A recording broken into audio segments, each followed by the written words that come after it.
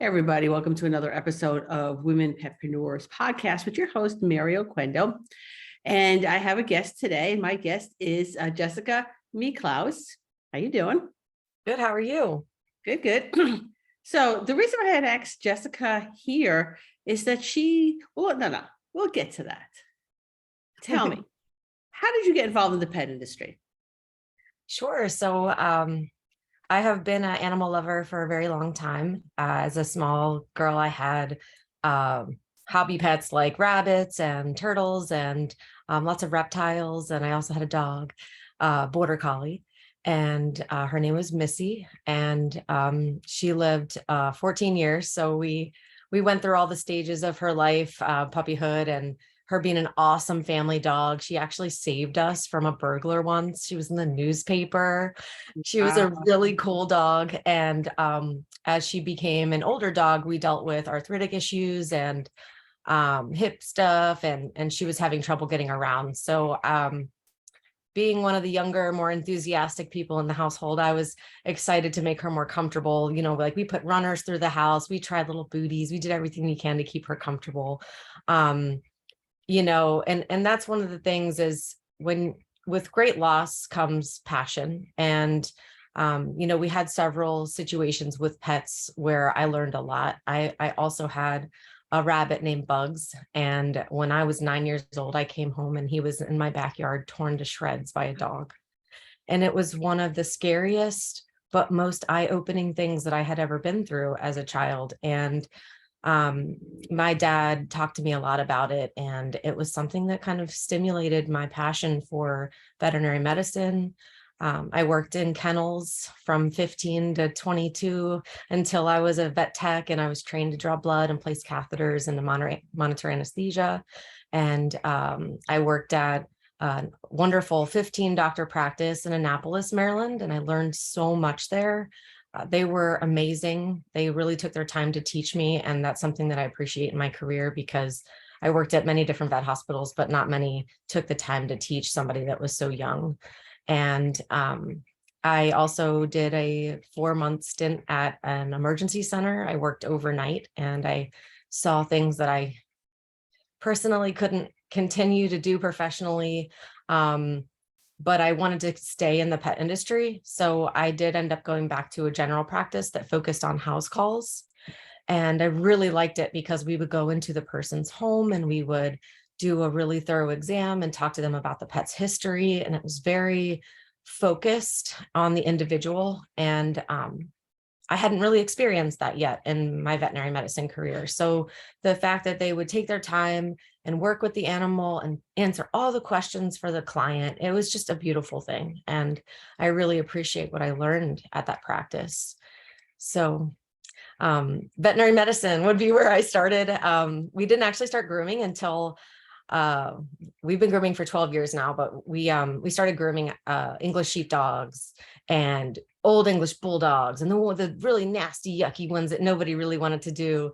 Lots of matted animals, aggressive cats, you know, the ones that the groomers were sending to the vet, and the vet was like, well, we have Jessica. So we did our best in the beginning, and it kind of snowballed into doing breed standard cuts and you know, more stylized trims and things like that as I continued my education. And, you know, that's something that's really important to me now, is continuing education. So I watch what you put online all the time, and I so appreciate you sharing with us. Thank you. Thank you. So when I was growing up in the 60s, and we had a rabbit hutch in our backyard as well. And, you know, looking back now, like almost like didn't occur to me, it's like this very moment, but our rabbits would disappear. Yeah. You know, and I'm just wondering now, were we just simply providing an all-you-can-eat buffet for the local foxes and such? Yes, that moment really, it empowered me to come up with better solutions for housing for the animals that we had then. And, you know, up until today, I'm like, can anybody get into this? So, you know, and I also learned a lot about dogs that day. You know, it was an instinctual thing. The wind was blowing my rabbits scent to their yard every single day for 5 years before that happened. I don't know if those dogs were starving. You know, I followed the tracks. I went all the way back to the yard and I saw the holes they dug, and it was a learning experience for me. And it was my first bout with loss. I hadn't lost a human or a pet up until that point. Yeah, never saw a body. So I'm not sure if my father just, cleaned up before we saw, which could have happened. But after the last rabbit went, my father would not let us have rabbits anymore. No, So, that's sad. yeah, thanks for the memory there, Jessica. Oh no. But the first time I learned about dogs was because no, I lived in the suburbs of New York City, and Yonkers was pretty much the dumping ground for people who didn't want their pets. Literally, they would drive to the neighborhood, throw their dog out the door, and take off. That's awful. It was awful. It was awful. I still have imprinted in my brain this German Shepherd running after a car. But anyway, so dogs would appear, and one of the dogs that appeared on our doorstep, and really kind of almost like a lifeline habit, it's like, oh yeah, I'm moving in here if that's okay with you, and everything. And one of the dogs that showed up on our doorstep was, which we didn't know at the time, was a Basenji. And the reason I knew it was a Basenji is I had to do a little research, because he didn't bark, he yodeled. Mm-hmm. And I had never heard a dog yodel before. Now, back in the day, okay, when we had to go to the library uphill both ways in the snow, because, we didn't have phones with a computer and an entire library on our phones, I had to go to the library to do research. And that's probably where I started learning about pets and dogs, and found out that our dog was a Basenji. That really tells you something about the mentors in our industry. Yeah. So anyway, yeah, like I said, both ways uphill in the snow to the library. And legitimately I had to walk. It was probably a 3-mile walk. But you're young, you're a kid, you do it. You don't think anything of it. But anyway, so that was my introduction to trying to figure out, things about animals. And then shortly afterwards, I begged my mother to get the World Book Encyclopedia. Oh, nice. Yeah. And again, dating myself here, we used to have encyclopedias in our house. We had them at school. Oh, okay. So like the museum, right? That's right. I remember in school they had the A through Z, and you break down the animals, and that was really cool. It's our kids are so blessed now. It makes it so easy to do something. You know what? When someone says something and I have no idea what they're talking about, it's usually because it's like 3 letters and it's supposed to stand for something, and I have no idea what it's standing for. I just pull out Google. Oh, okay. It's acronyms. Yeah, the acronyms, right? Yeah, I knew what that meant. I really did. Yeah. Okay. But I have a phone in my hand. It'll take me all of 30 seconds to figure out what you're talking about. But anyway, so you started off at a vet grooming there. Yeah. So we mostly did grooming on the weekends, Saturdays and Sundays. There was a groomer that we shared the space with Monday through Friday. So we did mostly big dogs because she did small dogs. We did a lot of cats because she did not do cats. And it took us a long time to build up clientele that would religiously visit. And I find now that was an important piece of client education that I was missing at the time, is discussing the interval that was necessary to maintain their skin and coat. And I'm very adamant about that nowadays in practice, because I have seen the benefits of it, and I have built bonds with animals that love me because they come see me every month or even sooner in some cases. And it's very rewarding to have relationships with animals and to make them feel more comfortable. So that is definitely something that I learned early on. But we primarily worked on the weekends, and we also did house call grooming. So we got a lot of calls at the house call practice for pets that couldn't get up, or they were in hospice care, or the animal was difficult to capture like a cat. So we would go to the home, my husband and I. My husband's my partner, my co-business owner. He's everything to me. He's my support system. And I'm lucky that I have another groomer in my family to work with me with these animals. And we did a lot of house call grooming back then. And I found that to be very rewarding. It's hard on your body. So in my 20s, I could do a lot more than I can do in my 30s. And you know, business changes, but it's still something that we love doing. And we groom full time now. We have mobile, we have in salon, and we also have a pet transportation service where we do pet ambulance services in our area. Nice. I think that's lacking. I live in a retirement city, for lack of a better word. So Squim is where people in Washington and California go to retire to, because it's not nearly as expensive, let's say Seattle, right? Or as expensive as California. So we have a lot of retirees in Squim. That would be a great service, especially since one of the things we are lacking here is an emergency hospital. Oh man. Yeah. And the bigger problem is it's not even so much that we're lacking an emergency hospital. We actually have to travel. We have to go over the Hood Canal Bridge and they call it the floating bridge, and it's a drawbridge. And we're by the naval station here. So if the subs are going underneath, you know what goes up? What? The bridge. The bridge. And then we can't get to the other side. Oh no. Where the emergency hospital is. So if the bridge is in operation, how far is the hospital? If it's in operation, it's about 45 minutes away. Okay. Which is not horrible. Still scary. Okay. It's not like there's one 15, 20 minutes away. Right. Okay.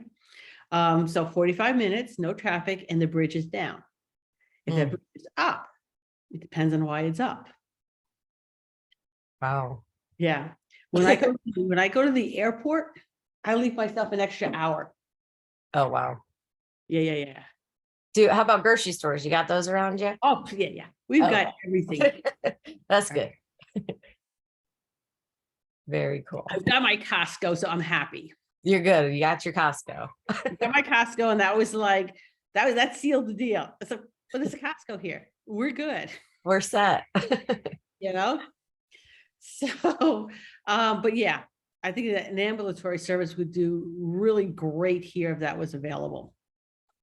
Yeah, I mean, it's a wonderful service to provide as a business owner operating a pet transportation system. It's difficult for staffing, mostly because consistent revenue is almost impossible. So you can't really gauge when an emergency is going to happen. Right. But if you were to schedule your transportation service and your staff to be doing regular services like nail trimming or medication administration, for instance, then when that call comes, you're already on a scheduled job. So it's really difficult. And I wish that I had a second one and a team that was available for emergencies, and then a team that was consistently on the road, bringing in revenue for that, aspect of the business. So hopefully in the future, we'll get there. Actually, I'm going to float that idea, because if you combine it with doing nail clipping and giving meds to animals, it kind of makes sense as a business model. It does. It is a great business model. I've been doing it since 2015 in my ambulance. We were doing it in a handicap van before that, kind of like just through referrals of the veterinary hospital that we worked for. But now we're an unbiased transportation system for all of the county, which is nice because we have great relationships with a lot of the veterinarians, and that helps us with our grooming business as well.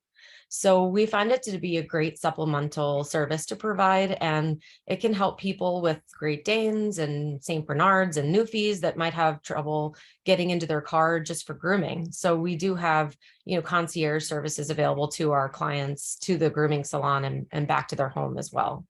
I think I want to tap you for the fall business summit. Do you think you can put up a program, an hour workshop on this?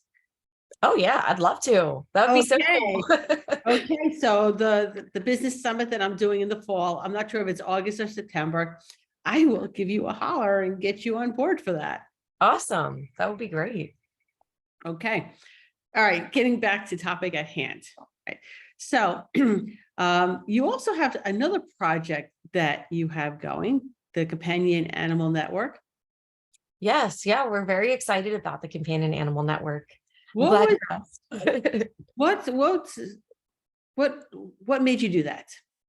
Well, we started the network in 2020 during the shutdown, and a big part of the reason that we started is because we were completely shut down as a business, and so was every groomer in Maryland. The only groomers that were allowed to operate for 9 weeks were PetSmart and Petco, and being a groomer that services pets that get turned away from corporate environments, it was a very difficult time for my clients. And before that, if I had an animal that experienced, let's say, an ear infection or a really matted rear end or something medical but grooming, I would write them an email and I would break down information to them, and I would, encourage them to seek veterinary care and give them the best advice I could. And it was like an individual one-on-one communication with my client, with their pet, their individual pet. And during COVID, during the shutdown, I had a huge influx of emails. How do I brush them out? How do I maintain the ears? How do you do anal glands? And it was questions that I would have normally been answering one-on-one, but it was so overwhelming. And it was a realization to me through social media, seeing all these groomers put together groups to teach pet owners and try to share what they do to maintain their pets.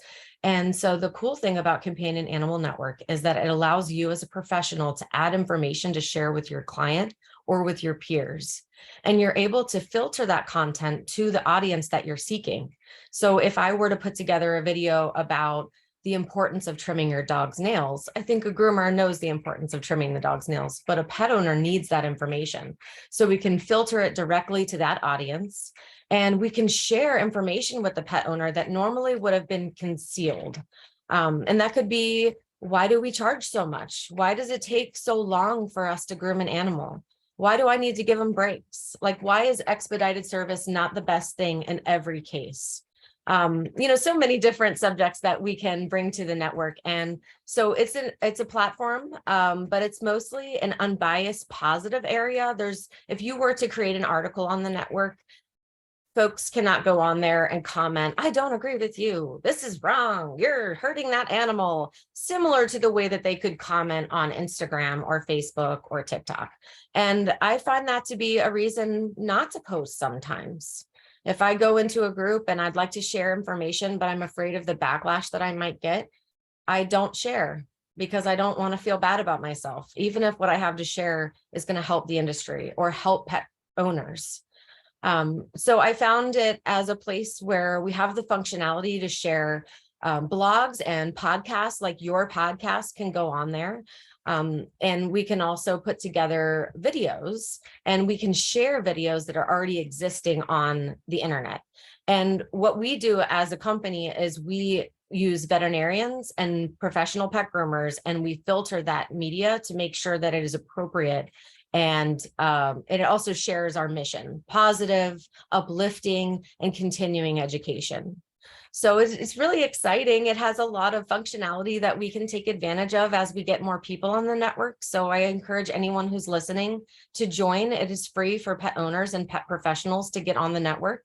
And, so much that you can do on there to share with people and help the pet owners and the pets that will benefit from the information that their pet owners take on.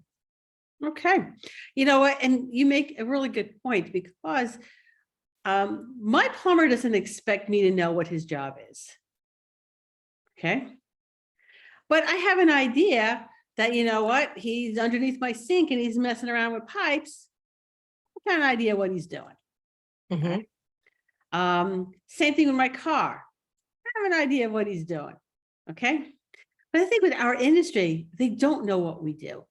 Mm-mm. All right. We take the pets, we go to the back with them, and then They don't get, like my car, when he sees the mechanic, is not going to have a reaction to the mechanic. Right. My sink doesn't care that there's someone else other than my husband working on it. Okay. Don't care. But animals, you know, they're living, breathing creatures, right? They have emotions and they have feelings. And you know what? They see the groomer and they're thinking, oh, she's going to cut my nails. I know she's going to cut my nails. I don't know if I want my nails cut. And by the way, today is nail cutting day in the Oquendo household. Oh man. Oh man is right. It's going down. It's going right. In fact, right after we finish this podcast. Okay. Getting myself ready to do that. But anyway, so dogs, cats may have a reaction, and sometimes they're little actors. I had a golden retriever that when I would pull down the driveway and mom was standing there with her dog on the leash, the dog would shake and think, oh my God, this is horrible. And the second she was in the van and the door was closed, she was up on the table, tapping her watch, going, show's over, let's go. Yep. And I told mom, wait a minute and then just peek in the van. She should dog deserves an Academy Award. It's true. Okay. Drama. Yeah. So sometimes it's a little bit of that. All right. Sometimes the animals simply remember the last thing that they were there, and the last thing that they got was a cookie. Oh, it was really exciting. I'm going to get a cookie. All right. So a pet's reaction is going to be interpreted by the owner as maybe something that it's not. And being as they don't know what it is we do. All right. Apparently we beat dogs behind closed doors. And that's one of the things that Christopher and I really kind of dig in with the pet owners is transparency. And so, we implement a surveillance system, and let's say I'm grooming a cat. They can watch me groom their cat from the surveillance system in the front end. And a lot of times if I'm grooming a dog mobile and I have a situation kind of like the golden you described, I will FaceTime that owner and I will let them see that moment where the dog is like, I'm fine. And then they hand me the paw and all the theatrics are over. And it helps the pet owner to come down from this, oh my gosh, they're shaking the entire time. They're terrified. They want to be with me. And I think it helps the pet owner to let go of those feelings a little bit. And then the pet gets better because the owner is more relaxed when we do the transfer of the leash. Yeah. And so, transparency is the key with pets. There's nothing to hide. We aren't hurting the animals. We're babying them through the service. And if we're not, then we need to check ourselves. We need to slow down and take a breath, get some lunch, Okay. No reason to rush. We're going to take our commercial break.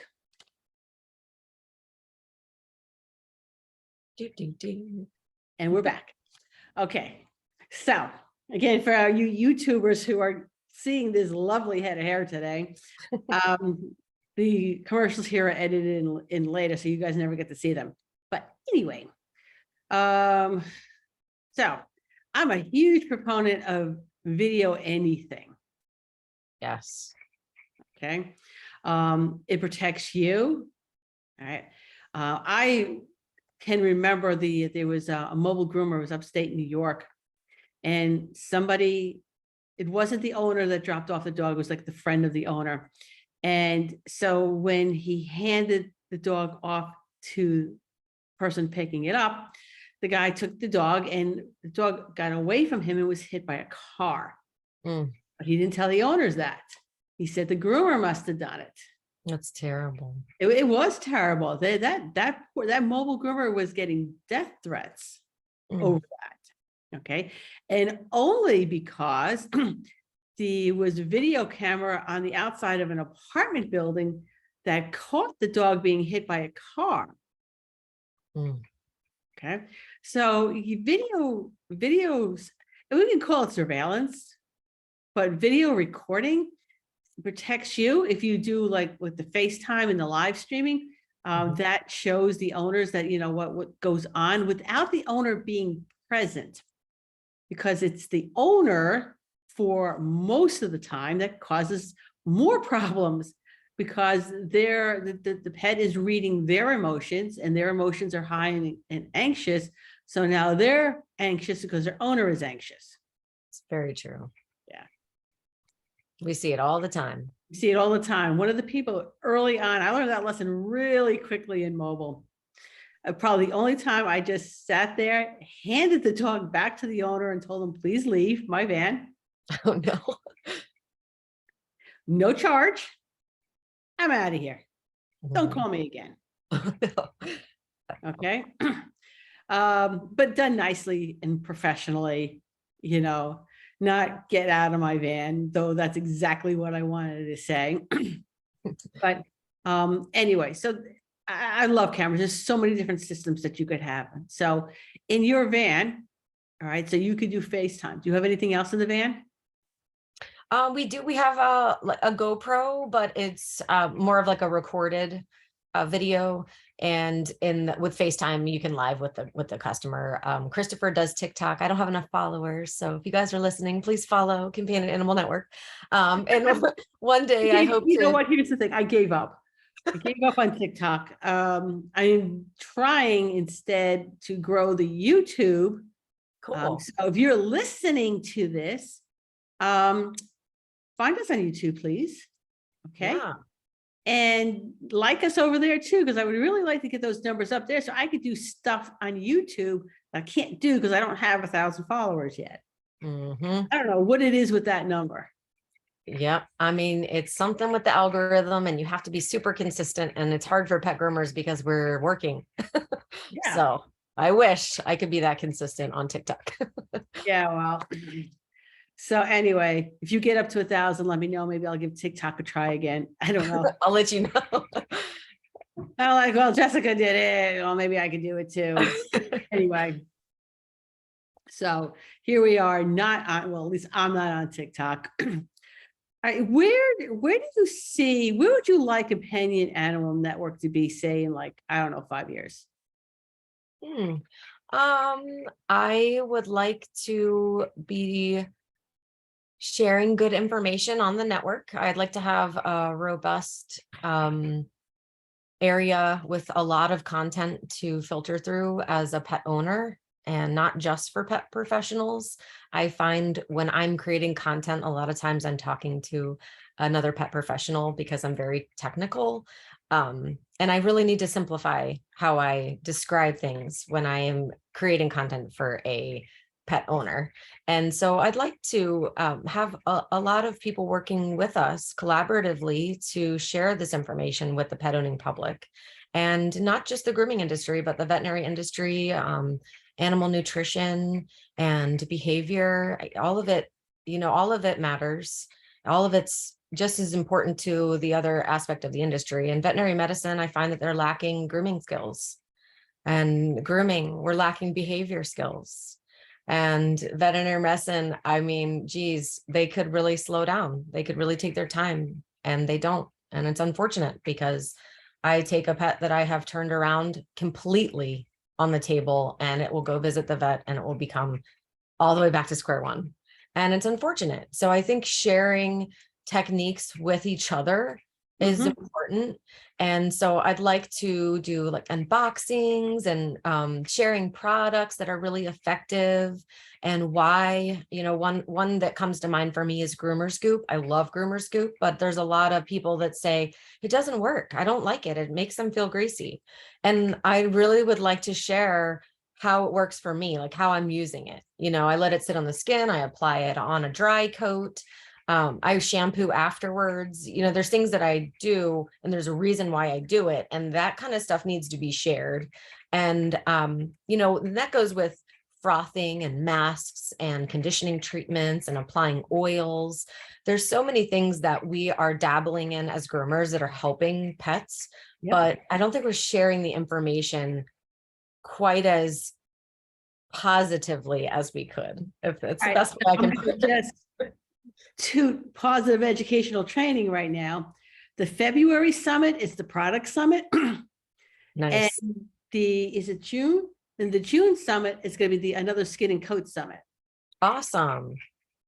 That's So very yeah, it is, it's nice that there is, and it's not just Positive Vet, there's a couple other online educational sites too.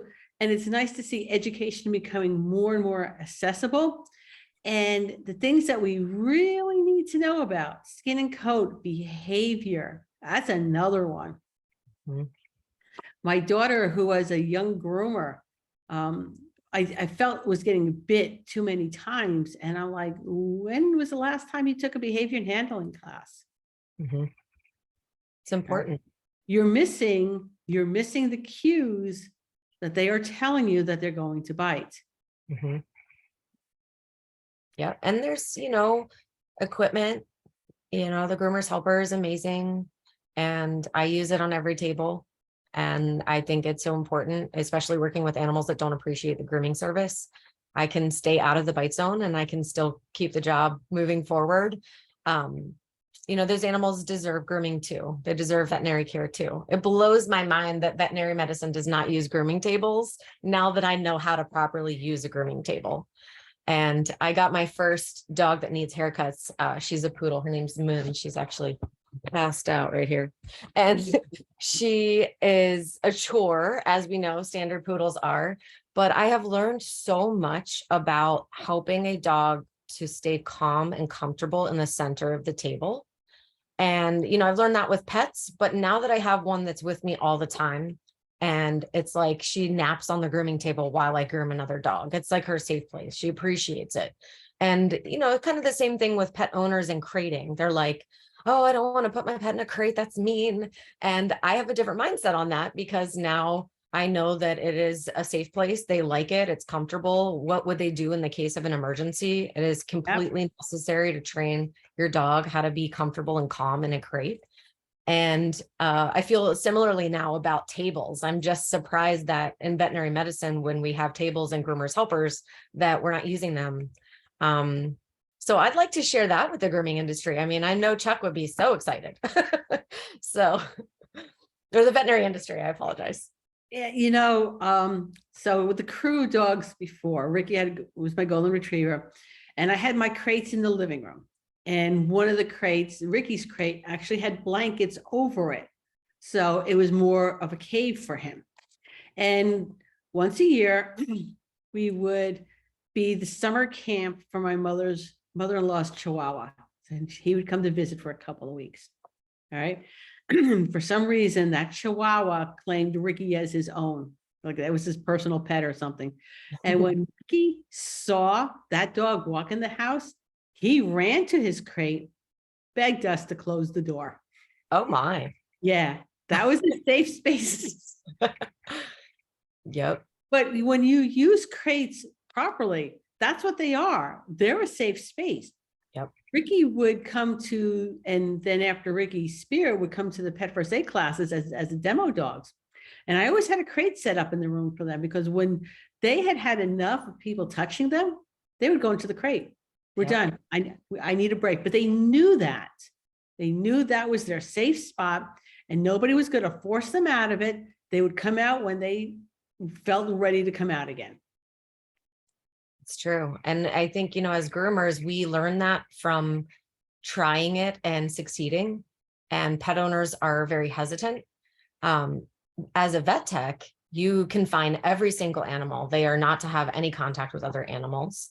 And I worked at the emergency clinic, like I said, and we saw pets that would chew on electrical cords and die. And we saw pets that would ingest medications and ingest candy and, so many situations where a crate would have prevented the emergency and saved thousands of dollars and pets' lives. Yeah. So, I send my kids to their room sometimes, and that's okay. Yeah. There's plenty of fun things to do in there. Exactly. Now, one thing I noticed, so your sign-in name here is for the Maryland Professional Pet Groomers Association. Yes. So We started the state association in 2020 during the shutdown. Also, it was a time where a lot of groomers were having trouble. I think a lot of us were in conflict with ourselves. We were in conflict with each other. It was the whole, are you essential thing? And we wanted to stand together as one voice, and we wanted to defend our safety and sanitation efforts to prove to those who had say that, we were taking all the precautions that we could, and that at some point it was going to be necessary for professional pet groomers to get back on the road or back into their salons. And so we did come together, and we created a safety and sanitation booklets that we could share with some of the legislation in our area. And we were finally able to start going back to work under veterinary prescription. Riza Wisdom did a lot of work also. She was talking to a lot of folks that she knew to try to get us back to work. And it was really nice to have a lot of groomers coming together, and we all had the same thought in mind, like, we got to get back to work. And initially it wasn't that way. Initially it was, we need to shut down. Everybody needs to shelter in place and be safe. And at a point we are like, we still have to pay our bills, and these animals are calling us like crazy. And Susie Q's down the road and she's grooming, and how unfair is that? And that became a huge source of contention in Maryland. Yeah, well, that was everywhere. Okay. Yes. So in the state of Washington, the Washington Association of Professional Pet Groomers started in 2020 in response to COVID. Okay. They had Washington groomers lumped in with hairdressers. Okay. I didn't know that. Oh yeah. So thanks to the association's efforts, there's like a 1A, 1B, 2, and they were like 1, and something else was 2, and groomers didn't fit in either one. So Washington created another level, and that was groomers. Awesome.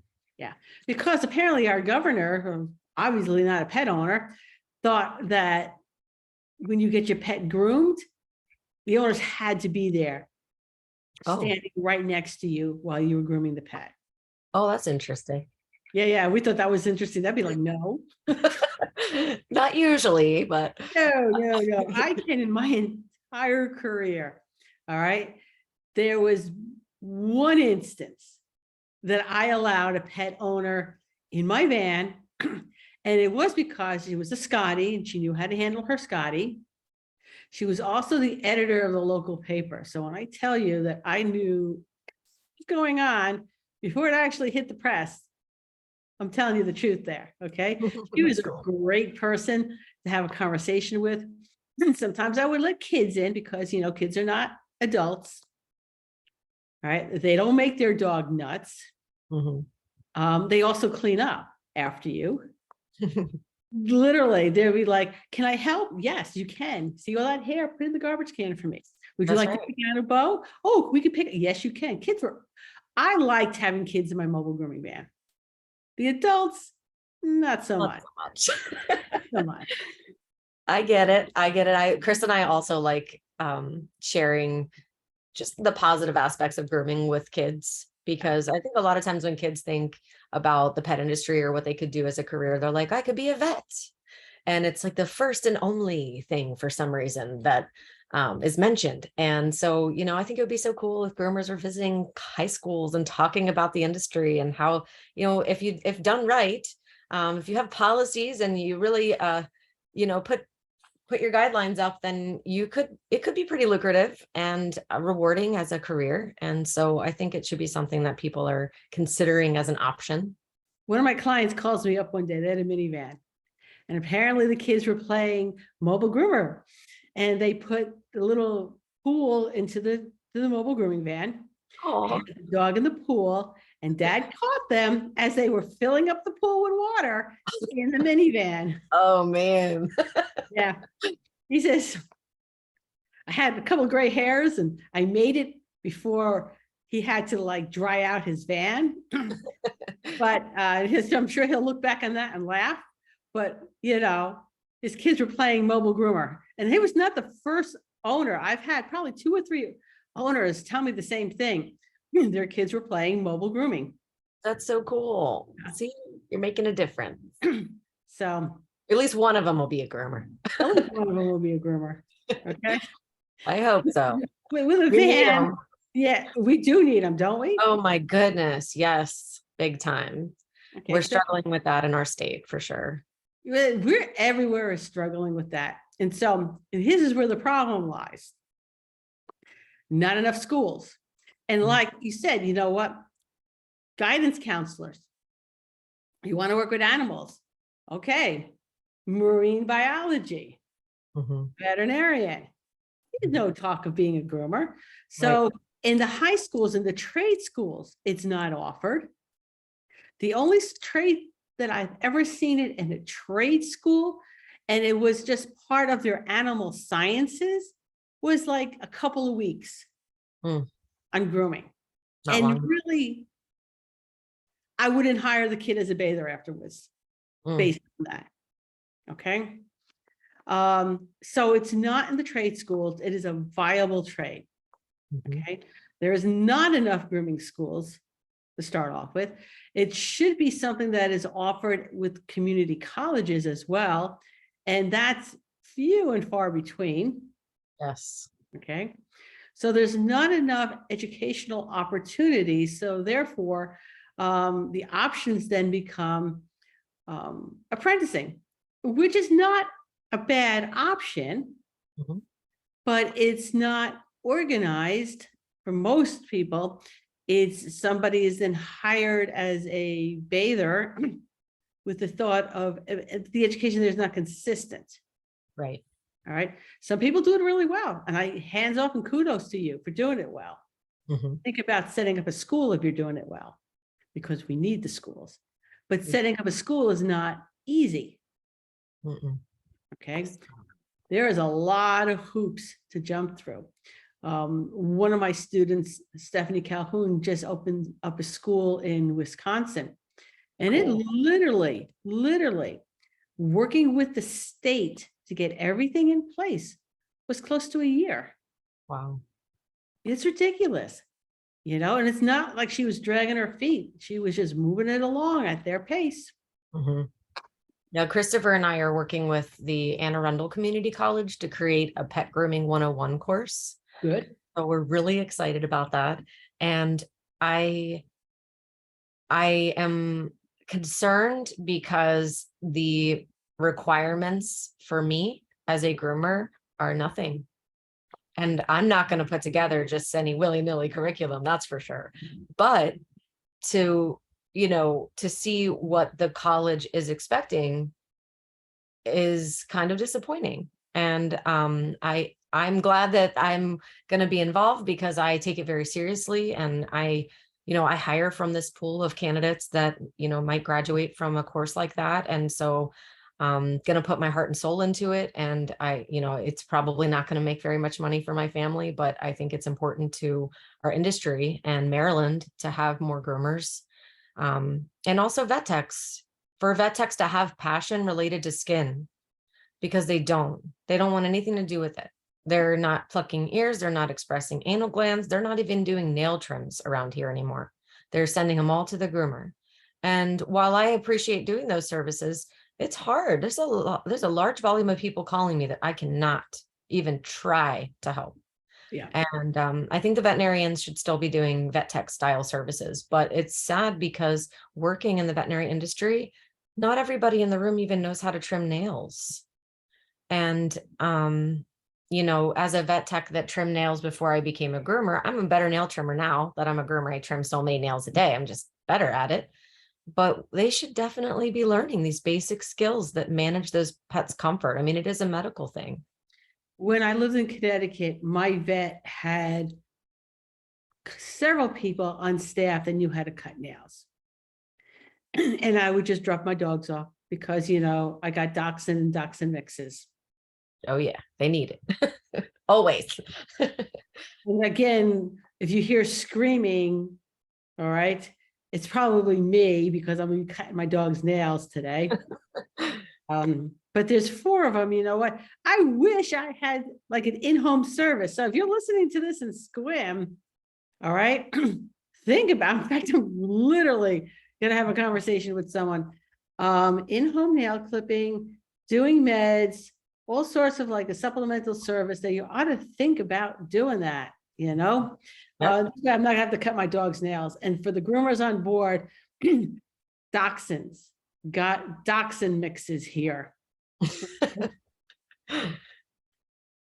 Speedy screams like I'm killing him. Oh no. He's very dramatic. Okay. Did I see a min pin on your lap? Oh, this is Pooh Bear. Boo, boo, boo. Here. Come on, come on. Ah, Oh, come on. he's sleeping. He's sleeping. They Oh, woke me up. oh, he's cute. Oh, that's not a min pin. He's Is an it? infant mix. Okay. He's definitely cute. Chihuahua in here. Oh, And we're hi, pretty Pooh sure Bear. Minton, but he could be also Rat Terrier. Yeah, I see that Chihuahua head on him. Oh yeah, so yeah, definitely Chihuahua, but you can go back to sleep. It's like, yeah, you're working. Sorry, buddy. Oh, He's actually really easy to cut nails. really? Yeah. Well, he's Pooh Bear. He's my Pooh Bear. Mommy Okay. can do anything to him. That'll do it. All right. But Speedy G is dramatic. When I first brought him home, all right, he jumped out of my arms and jumped 6 inches. 6 inches. Started screaming like he broke his legs. Oh no. Yeah. Poor guy. He was fine. He's a screamer. I called because I adopted him and his brother from the vet. And I'm like, did you just adopt out a drama queen? And they were like, yeah, we're sorry. I should have told you. Yeah, we did just have a woman in the area who started doing mobile nail trimming services. So her entire business is nail trimming. And when she first started, I saw her price list and I was like, you're not charging enough. You're not charging enough. And she's so booked. She's slammed. And now she wants to raise her prices. And I'm like, you got to start with that, So now there's this whole slew of people that use her regularly and they are like, this is what I'm willing to pay. I don't want to pay more. And I feel for her.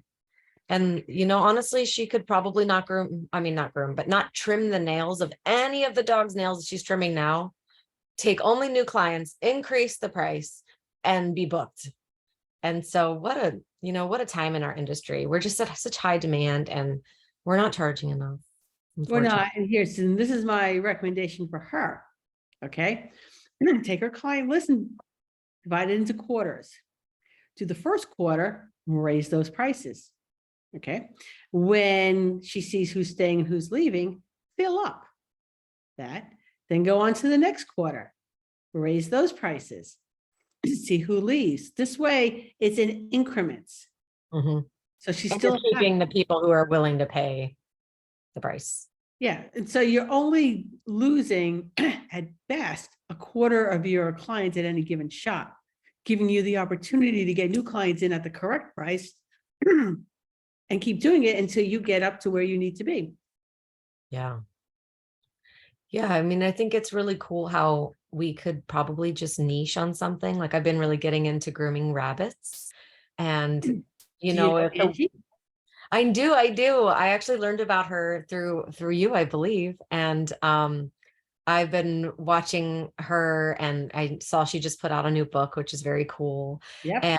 And so I have a couple new rabbit clients and I really enjoy it. And so I think it's really cool that as Doing a groomers. plug for Angie right now. Oh, there it is, the quintessential rabbit book. All right. And she just opened up. So she has now 3 rabbit grooming courses. One is a basic, one is level 1, makes you a rabbit groomer.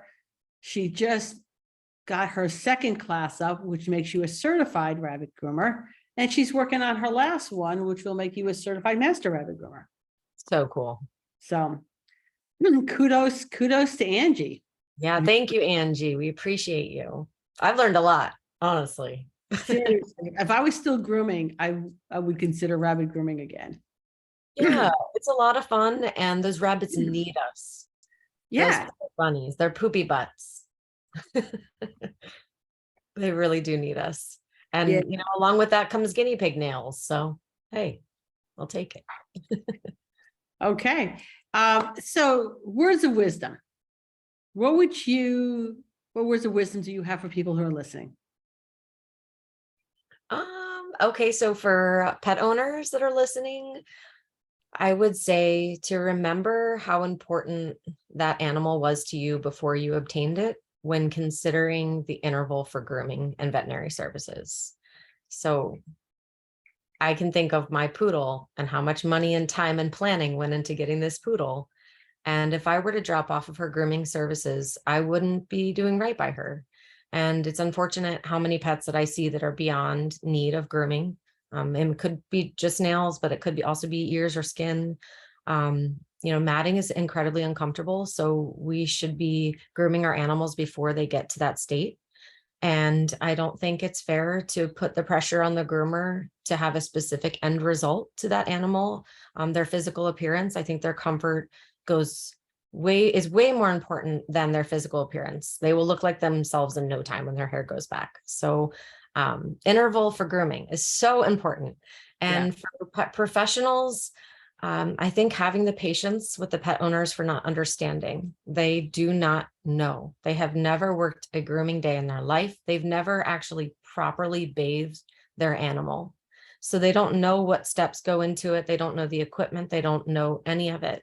So taking the time to educate the pet owner is very important. And in the end, it will save you time and money because you will then have a pet owner who's bringing their pet regularly, and they give you all the time that you need to do the service, and they will be willing to pay because they understand the efforts that go into it. So client education is key. Client education is key, and it makes for way better clients. I had a client that thought she was going to be laid off from IBM, and IBM has a really good severance package when they do that. So she says, you know what? I think I'm going to be a groomer. Okay. She has such a good way with Barkley, her own golden retriever. So I'm like, okay, well, ride with me and let's see. I said, and you know what she's going to pay you. I said, what you're going to do is you're going to pay me for because I have to drop 2 dogs because you're going to slow me down. Mm-hmm. You cover those 2 appointments and you can ride with me. She said, fine. And we're going to start off with your dog. Okay. So we groomed her dog. She followed me for the rest of the day. And at the end of the day, when I'm dropping her back off at her house, she goes, wait here a second. She comes back and she puts more money in the envelope that she agreed to pay. She goes, I'm raising the price of Barkley's grooming, just so you know. His new price will be this. Yep. Yeah. And that is what client education does. You have better clients. They understand what it is we do. They know what we're doing is best for the pets. They know how we're handling the pets, but they don't know that if we don't take the time to educate them. It's true. It's true. And I think, them giving us enough time to work with the animal is key, at least for me, to build a relationship with the pet. And some of that involves housing. Pets pee and they poo, and they are also anxious, and we have to care for them while we house them. And, I think it's hard for us to do a high volume of animals and to make sure that they have a good experience. So most of us are trying to do less animals and to increase the quality that we put out. And I think if we are to share that with the pet owning public, I think they will understand. Maybe not everybody, but I think there is enough clients that will fill my books that understand that I want to care for the animal, not just get them clean. The very first appointment that I had with any given client was probably what some might say a waste of a half hour, since I wasn't getting paid for it. But what happened in that half hour was that I went over all my paperwork. I went over the needs of the pet. All right. So that by the time I finished, what that resulted in is better consistent clients. Now they were on a much more regular schedule. So that's more money. They're being done more often. So they're easier to groom, way more money. And that was an investment of my time at the very, very beginning. Yes. And by the same token, that also weeded out some people that would be problematic down the line. So if I waste a half hour here, but I'm not wasting hours down the line dealing with problem clients, that's a much, much better investment of my time. It's true. Not everybody is your client. Yep. And some are your client one time. And you get the animal clipped down, you never see it again. That hurts my feelings, to be honest. Well, I specialize in older dogs, and sometimes it was 1, 2, maybe 3 grooms. That was it. Yeah, we get those. Yeah. So, all right, Jessica, thank you so much for taking time out of your day to do this. I really appreciate it. Yeah, it was my pleasure. I really appreciate it also. Thank you. Okay. Now I'm trying to stop. There we go.